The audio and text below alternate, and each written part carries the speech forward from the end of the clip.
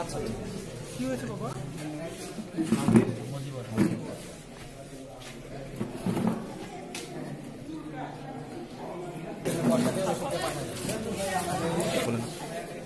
আমার নাম মোহাম্মদ খলিলুর রহমান। এখানে চিকিৎসা নিতে আসছি, খুবই ভালো ব্যবস্থা এবং ওষুধপাতি অনেক ভালো। আর চিকিৎসা ব্যবস্থা মোটামুটি ইনশাআল্লাহ খুবই ভালো। ও এখন ব্রেক দিচ্ছে।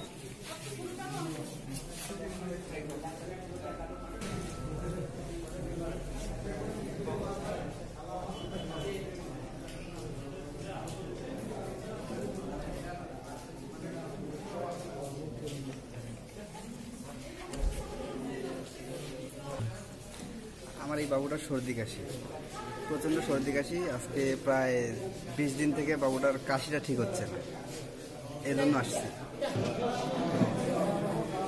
আজকে এখানে আসার কারণ হচ্ছে আর্মিটা মানে মেডিকেল ক্যাম্প বসাইছে, এই কারণে এখানে আসছে। আর হচ্ছে আমাদের এই বাবুটার প্রায় 20 দিন থেকে সর্দি কাশি ঠিক।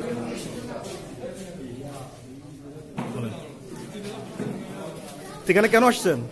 এখানে আসছি মানে অসুবিধায় অসুখ, এই কারণে। কার কাছে আসছেন? সার্জনের কাছে, এখানে ডাক্তার।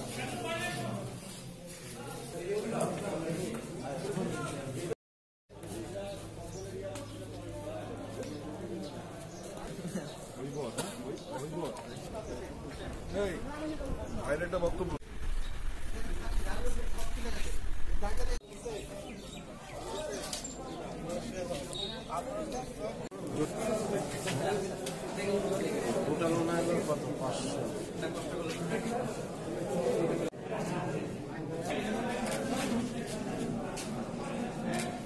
চলে যাবে।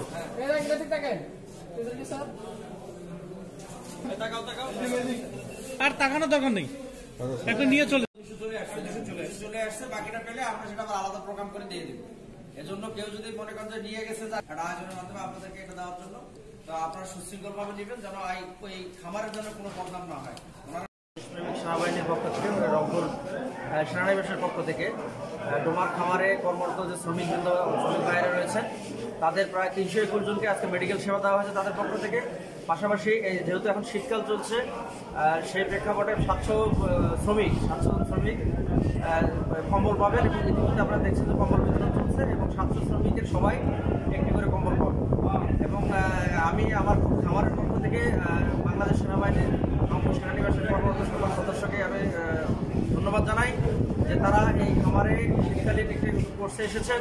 পাশাপাশি আমাদের এই শ্রমিকদের বিষয়টিকে তারা আন্তরিকভাবে নিয়েছেন এবং তাদের যে কমান্ডার জনাব হুমায়ুন কায়েম মহোদয়, ব্রিগেডিয়ার জেনারেল, উনি কিন্তু এটা উদ্যোগ নিয়েছেন সরাসরি। পাশাপাশি বাকি যারা আছেন তারাও কিন্তু যথেষ্ট আন্তরিকভাবে সহযোগিতা করেছেন এবং চিকিৎসা সেবা পাশাপাশি কম্বল বিতরণের কাজটি করেছেন। আমরা আশা করি জাতির ক্রান্তির লক্ষ্যে সেনাবাহিনী যেভাবে সবসময় ছিল, আমরা 5ই আগস্টে দেখেছি তারা ছিল, এখনও তারা দেশ সেবায় রয়েছে এবং ভবিষ্যতে থাকবে।